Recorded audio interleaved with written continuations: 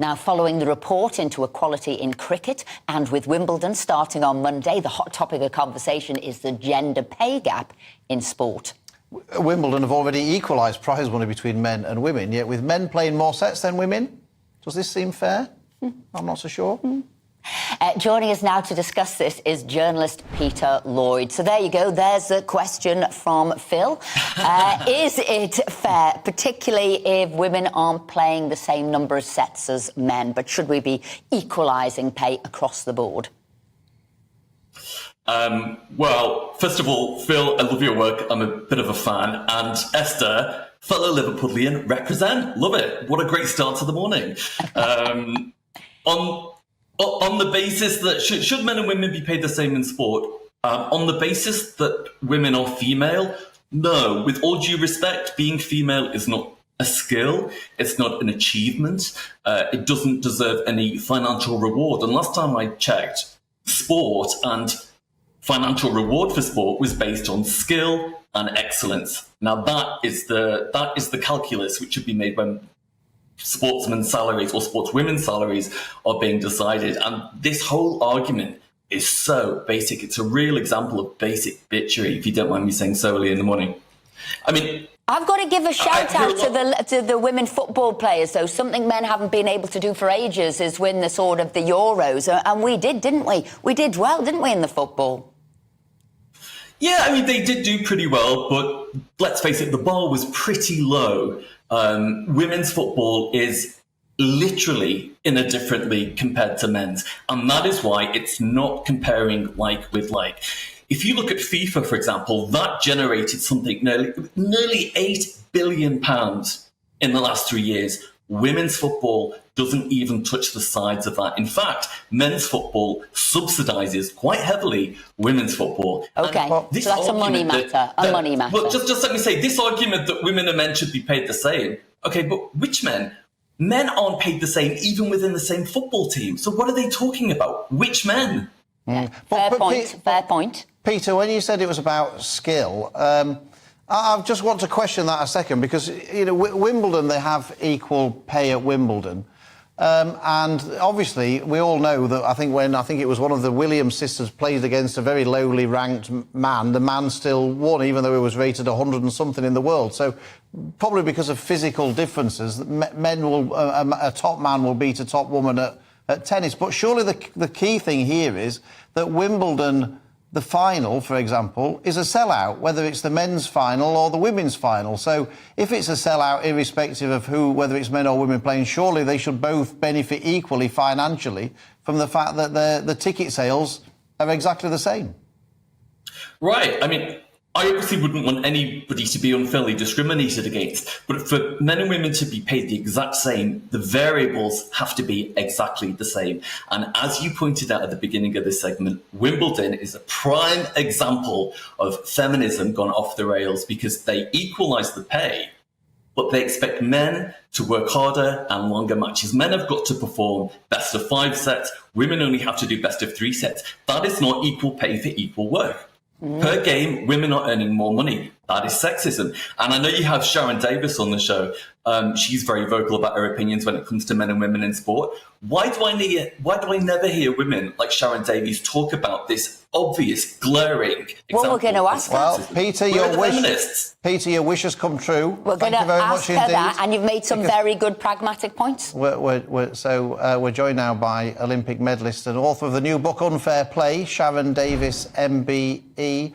Sharron, you're probably hearing what Peter had to say there. What do you make of this row about whether or not men and women sports people should be paid exactly the same? It's not cut and dry, is it? And I do understand some of his points. I take massive offence to the point where he talks about skill. I would say that the women's game was very, very skillful. You know, they had the largest football audience of the whole of last year, so people wanted to watch it. The pay gap is absolutely massive. I've got a lovely quote here, which is from the FA way back in 1922 when they banned women from playing football. It said the FA has had a consultation. Complaints have been made to the football being played by women. Council felt it was impelled to express upon opinions and substantially would ban women's football, and it was not encouraged. Now, for 51 years, women were not allowed to play football because men were in charge of it. That's the same as men have been in charge of the IOC. You know, football wasn't in the Olympic Games until '96. We need to support them to grow the women's game because obviously girls want to do it. Physically, we are different. However, when it comes down to tennis, I agree. I absolutely agree. Women should play 5 sets. You know, and then in swimming, we've worked really hard to get equal events at the Olympic Games for swimming, and now we have that. I'm going to point to Sharron there, because I think, in a way, I think you're spot on, Sharron, and I think it makes it fairer and more equal, and it doesn't look as if you're somehow trying to overcompensate the women. I think that would be a fair judgment. Let me argue against myself, though, Sharron. Because I've made that point myself many times, but I'm going to argue against myself because I think you made a very good point about. It saves me doing it, Phil. Yeah. Saves me doing it. You made a good point about skill, because I guess the other argument against that is that in tennis, I mean, I'm not a massive, I watch all sport, but tennis wouldn't be my first choice. But from my observation, I'll do that for you, Sharron. My observation in the men's game. The men wangs it down at about 150 miles an hour. The person on the other side of the net doesn't even see it, and that's the end of the point. And then they go on and repeat that every single. Whereas in the women's game, you get much longer rallies because they don't have that same physical strength on the serve. It's a different game, isn't it? You get much longer rallies, and so there is football, really, to a degree. It's a different game, and that power makes a big difference. And in football, it's about 50%. Males kick 50% harder than females kick. So that power that comes from the biology that we have as females means that we have a different kind of skill set. In swimming, I've always felt like there's been great parity. We've had a men's race and a women's race. It's been at the Olympic Games. The cameras are on us both at the same time. And we alternate with our medal ceremonies, etc., etc. Same with track and field. It's in sports where you've got men's leagues and women's leagues, and you've got big history and huge amounts of money. I mean, let's be very honest. Take Chelsea. Chelsea's women's is a much more successful team with results than Chelsea men's. However, one of the Chelsea men's team, we could pay for the whole of the women's team probably 10 times over. And I think that's there is ridiculous non-parity.